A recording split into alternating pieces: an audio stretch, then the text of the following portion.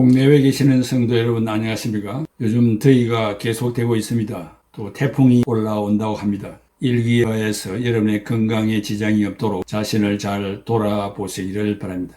육신이 건강하여야 하나님께로부터 받은 사명도 잘 감당할 수 있을 것입니다. 오늘도 성령님의 사역과 예수님의 사역, 이것을 한번 생각해 보겠는데, 성령운동과 영성운동의 차이점을 발견하기 위하여 예수님이 하시는 일, 또 영성운동이 해야 할 일들을 구별하기 위해서 성령님에 대해서 먼저 생각하고 있습니다. 오늘은 성령의 사역과 예수님의 사역과의 관계는 어떠한가를 생각하겠습니다. 어떤 교단의 신학은 성령의 사역과 예수님의 사역과의 긴밀한 관계를 중요시하지 않고 있는 경향이 있습니다. 예수 그리스도의 지상 사역의 중요함보다 성령의 사역을 지나치게 강조하여 우선순위가 뒤바뀐 것과 같은 인상을 줍니다. 성령님의 체험을 2차적인 체험 또는 2차적인 은혜라고 부르기도 합니다. 이렇게 예수님의 사역과 성령님의 사역을 구별하면 주관주의, 서브젝티비즘, 즉 객관적인 존재를 인정하지 않고 주관적 관념을 앞세우는 것입니다. 또 신비주의, 미스틱시즘, 인간이 궁극적 실제와 합일되는 체험을 할 수 있다는 사상으로 전락하게 됩니다. 그러므로 예수님과 성령님의 긴밀한 관계를 잘 알아야 합니다. 첫째, 성령님의 사역은 예수 그리스도를 중심하고 있으며 하나님께 영광을 돌리는 사역입니다. 그렇다고 성령님이 예수님께 종속되었다는 것도 아닙니다. 성령님이 강하게 역사하게 되면 예수 그리스도를 더 잘 알게 되고 예수 그리스도를 잘 신앙하게 되고 예수 그리스도께서 세우신 교회를 잘 봉사하게 되고 예수 그리스도를 더욱 사랑하게 되는 것입니다. 참된 성령님의 역사를 알려면 기독론적으로 예수 중심의 사역을 잘 이해하면 확실하게 알게 됩니다. 성령님의 사역이 나타나는 신자는 매사에 하나님께 영광을 돌리고 나아가 주님의 품성을 닮아가는 삶을 살게 됩니다. 즉 오직 예수 충만, 말씀 충만, 은혜 충만으로 살게 됩니다. 이것이 성령님이 하시는 사역에 이끌려 사는 신자입니다. 성령의 사역은 오직 예수 그리스도만을 나타내고 성령님은 뒤로 사라집니다. 둘째, 성령님의 사역은 구속 사역 위에 활동합니다. 사복음서가 강조하는 성령님의 임재는 오직 예수님에게만 임하신다고 강조합니다. 죄인에게는 성령님께서 임하실 수 없기 때문입니다. 죄 없으신 예수님에게만 성령님께서 임하실 수 있습니다. 온전한 의미에서 아직 죄를 용서받지 못한 인생에게 성령님이 임하실 수가 없다는 사실입니다. 왜냐하면 아직 십자가를 지시기 전의 사건이었고 구원의 사역이 완성되지 못했기 때문입니다. 보편적인 의미에서 구약에서도 성령님의 사역이 있었지만 그 사역이 메시아를 대망하는 신앙인에게 간헐적으로 나타났습니다. 구약시대의 선지자들에게 성령이 임하여 메시아를 대망하였고 왕과 백성들을 책망하였고 하나님의 나라를 기대하도록 각성을 촉구하였던 것입니다. 베드로전서 1장 10절에서 12절에 이 구원에 대하여는 너희에게 임한 은혜를 예언하던 선지자들이 연구하고 부지런히 살펴서 자기 즉 선지자들 속에 계시던 그리스도의 영이 즉 성령이 그 받으실 고난과 후에 받으실 영광을 미리 증언하여 누구를 또는 어떠한 때를 지시하시는지 살펴서 그 섬긴 바가 자기를 위한 것이 아니요 너희를 위한 것임이 계시로 알게 되었으니 이것은 하늘로부터 보내신 성령을 힘입어 복음을 전하는 자들로 이제 너희에게 알린 것이요 천사들도 살펴보기를 원하는 것이니라고 했습니다. 겸손히 죄를 회개하고 주님의 인도하심을 구할 때 성령님은 우리를 모든 진리 가운데로 인도하십니다. 요한복음 16장 13절에 그러나 진리의 성령이 오시면 그가 너희를 모든 진리 가운데로 인도하시리니 그가 스스로 말하지 않고 오직 들은 것을 말하며 장래일을 너희에게 알리시리라. 구약시대에는 구속사역이 완성되지 않았기 때문에 구약시대의 성도들에게는 영광 받으신 예수님의 영이 임하시지 않으셨습니다. 요한복음 7장 39절에 이는 그를 믿는 자들이 받을 성령을 가리켜 말씀하신 것이라. 예수께서 아직 영광을 받지 않으셨으므로 성령이 아직 그들에게 계시지 아니하시더라고 했습니다. 그러나 오늘 우리는 죄인들을 위하여 십자가를 지시고 다 이루었다고 선언하신 영광 받으신 예수님의 영이 성령 충만으로 임하고 있습니다. 성령님의 사역은 십자가를 통하여 죄사함을 받고 구원을 받은 자들 위에 역사한다는 사실입니다. 셋째는 은혜의 시대의 성령님의 사역은 개인적입니다. 성령님은 가문이나 집단이나 국가별로 임하시지 않으시고 언제나 개인적입니다. 내가 성령을 받았다는 말은 예수 그리스도를 믿어 죄의 문제가 완전히 해결되었다는 말입니다. 이제 더 이상 저주의 심판이 없다는 말입니다. 성령님이 임했다는 것은 그 사람이 죄사함을 받은 의인이 되었다는 말입니다. 법적으로 의인이 되었다는 말이고 구원을 받았다는 말입니다. 죄인이 의롭다함을 받았다는 말은 성령 충만을 받았다는 말과 같습니다. 예수 그리스도를 믿어 죄의 문제가 해결되지 않고는 성령님께서 임하실 수가 없습니다. 왜? 죄가 있는 곳에는 임하실 수 없으므로 죄인에게는 임할 수가 없기 때문입니다. 천주교회는 부분적으로 의롭다함을 받고 성령님 역시 부분적으로 받는다고 말하며 처음에는 성령님이 50% 임했다가 후에 성화, 즉 품성의 진척에 따라서 완전히 임한다고 합니다. 어떤 교단에서도 처음에는 부분적으로 받고 나중에 2차적으로 충만을 받게 된다고 합니다. 이것은 전적으로 성경에 대한 통찰력의 결핍에 있다고 봅니다. 그 이유는 성령님은 인격자이시기 때문에 부분적으로 나눌 수 없기 때문입니다. 하나님은 영존하시며 I am who I am.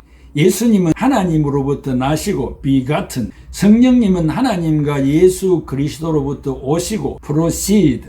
예수님은 성령을 주시는 자일 뿐만 아니라 예수님 자신이 성령님의 동반자로 우리 가운데 존재하는 분이십니다. 성령님과 예수님과의 관계를 잘 이해해야 하며 어느 한편에 집중하면 문제가 생기는 것입니다.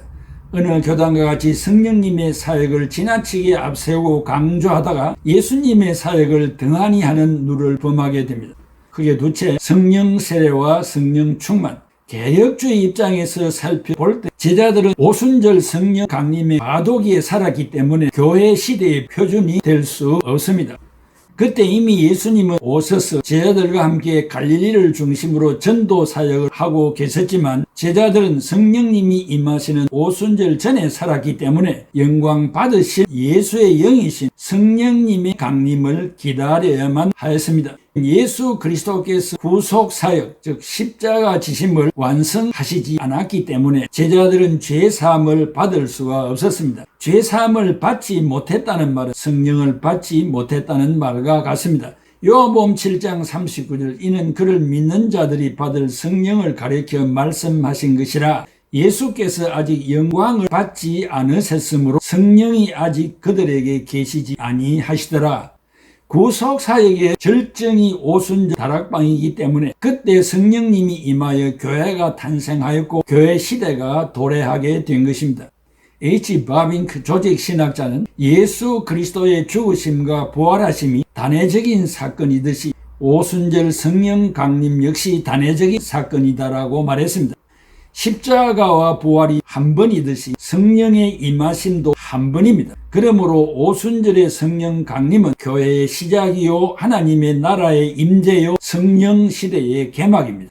고린도전서 12장 3절에 그러므로 내가 너희에게 알리노니 하나님의 영으로 말하는 자는 누구든지 예수를 저주할 자라 하지 아니하고 또 성령으로 아니하고는 누구든지 예수를 주시라 할 수 없나니라. 이 말씀의 의미는 하나님의 영으로, 즉 하나님의 성령으로 말하는 사람은 아무도 예수를 저주받은 사람이다 라고 말할 수 없고 또한 성령의 능력이 아니고서는 예수를 주라 말할 수 없다는 말입니다. 개혁주의 신학은 예수를 믿을 때 성령 충만을 받는다고 가르칩니다. 그러므로 신자들은 이미 성령님을 모시고 있으므로 내 속에 내주하고 계시며 성령님의 인도를 받아 살게 되는 것입니다. 이것이 성령 충만입니다. 무엇인가 몸이 뜨겁고 정신적인 문제가 생기고 방언을 하고 이적 기사를 행하는 것이 성령 충만이 아닙니다. 서신서에는 성령의 충만, 성령의 세례에 대해서 말하고 있지 않습니다. 성령의 세례가 중요하다면 왜 바울이 강조하지 않았을까요? 사도 요한 역시 자기가 체험한 것처럼 2차적인 성령의 충만이나 성령의 세례를 받아야 한다고 강조하지 않았을까요? 바울 역시 고린도 교회를 향하여 성령의 불세례를 받으라고 말하지 않았을까요? 오히려 고린도전서 3장 16절에 너희는 너희가 하나님의 성전인 것과 하나님의 성령이 너희 안에 계시는 것을 알지 못하느냐라고 했습니다. 어떤 교단은 물세례와 성령세례를 구분합니다. 물세례는 그때는 성부, 성자, 성령 삼위일체 하나님의 이름으로 받은 물세례가 아니며 예수 그리스도가 십자가를 지시기 전이기 때문에 구속사역을 근거로 한 물세례가 아니었습니다. 당시 세례 요한이 베푼 물세례는 처음으로 행한 것인데 메시아가 오셨기 때문에 임박한 구원과 제사함을 받아야 하는 예표로서 행한 것뿐입니다. 지금 우리가 받는 물세례는 예수 그리스도를 믿고 제사함을 받아 구원을 받았다는 선포요, 그리스도의 증인임을 만방에 알리는 예식입니다. 성령의 세례는 지금 우리는 예수 그리스도의 구속사역에 근거하여 성부, 성자, 성령 삼위일체 하나님의 이름으로 받는 물세례가 소위 성령의 세례라고 말할 수 있습니다. 성령의 주도로 받은 세례라는 말이고 다른 의미는 없습니다. 그래서 성령 세례가 아니고 성령의 세례라고 합니다. 신비한 것을 기대하지 말아야 합니다. 그렇다면 우리는 왜 변화된 삶을 살지 못할까요? 왜 나는 능력을 나타내지 못할까요? 그것은 내 속에서 역사하시는 성령님의 뜻대로 살지 않고 그 뜻을 소멸시키고 인위적으로 살기 때문입니다. 부절히 주님의 뜻대로 살고자 품성교육을 받아 힘쓰고 애를 써야 합니다. 그렇다면 우리는 회개의 삶과 공동체에 협력하는 삶과 성령의 충만함을 받은 결과가 나타나도록 철저한 품성교육과 회개의 대개혁이 필요합니다. 성령의 충만을 받고 제사함을 받은 여러분들은 받기 전과 받은 이유가 어떻게 다릅니까? 무엇이 변화되었습니까? 어느 생활, 생각, 행동, 삶의 질, 가치관, 철학, 물질관 등은 변화를 받았습니까? 예배 1시간 드리고 오면 그만입니까? 가정이 소천국이 되고 직장 생활을 소명감에서 일하고 철저한 헌금 생활과 감사 생활이 실천되고 있습니까? 이웃을 내 몸과 같이 사랑하며 관심을 가지고 복음을 전하고 계십니까? 성령님의 사역은 예수 그리스도가 십자가를 지시고 부활승천하셔서 하늘나라로 예수님은 가셨습니다. 예수님이 보내주시마 약속하신 성령님이 이 땅에 오셔서 오늘 우리와 함께 하여 주셔서 예수님을 믿게 하시고 교회를 잘 봉사하게 하시고 우리에게 명령하신 율례와 법도를 잘 지켜 행하기를 소망하고 계십니다. 성령님은 위로 하나님 앞에 영광, 예수 그리스도가 십자가 지신 복음적인 사역을 증거하는 사역입니다. 성령님 자신은 온데간데도 없고 예수만을 앞세우고 예수님의 영광과 하나님의 영광을 위하여 오신 분이십니다. 그 성령님의 사역을 영성운동이라 오해해서는 안 됩니다. 성령운동은 위로 수직적입니다.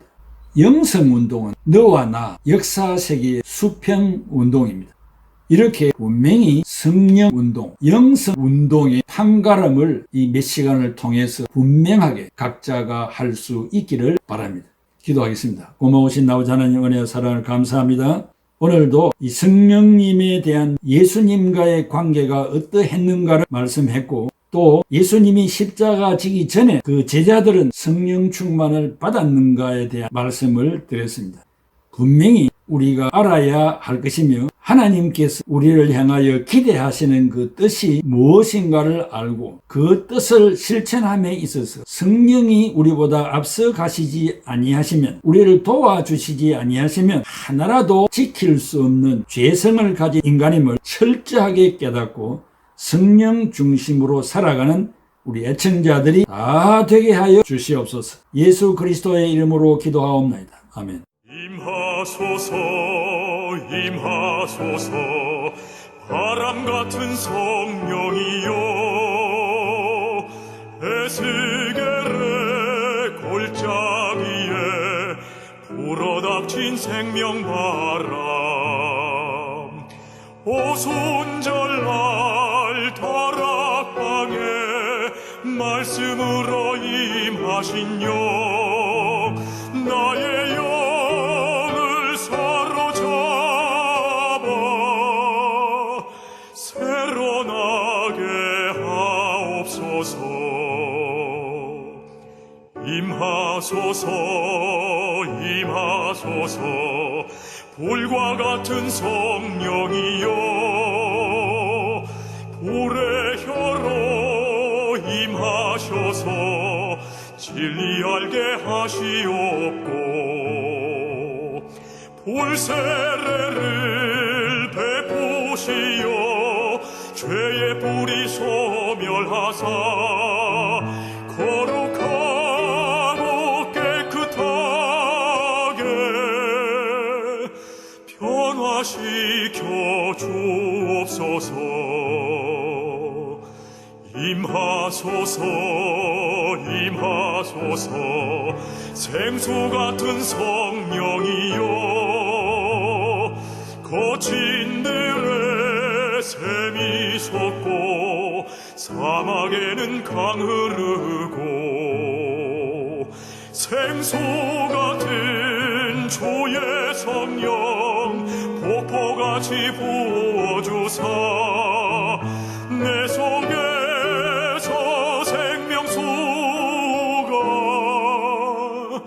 흘러나게 하옵소서.